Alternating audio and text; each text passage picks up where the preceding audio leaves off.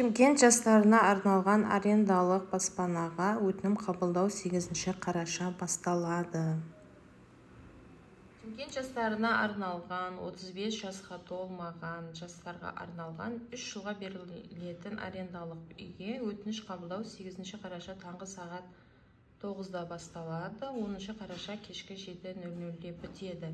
2 күнде мүмкіндігіңіз бар. Бағдарламаның талаптарына сай болып тұрсаңыз, кезекте.kz сайтына кіріп, жеке кабинетіңізге ЭЦП-менен кіру арқылы сіз өтінім бере аласыз.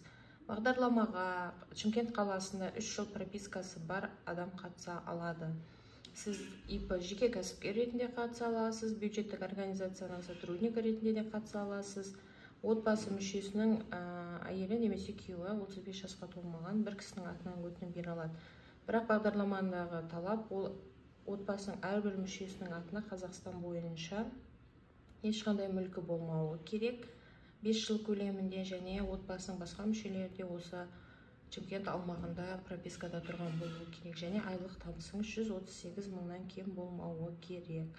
Осы талаптарға сай келетін болсаңыз, кезекте.kz сайтын интернет браузерге жазасыз да, жеке кабинетіңізге ЭЦП-менен кіріп өтінім бере аласыз. Ары қарай мысалы физлицо деп сіз басып кіре бересіз. Мұны ЭЦП-мен қалай кіру керек екенін сұрап тұрады. Кезекте.kz-ге тіркелесіз.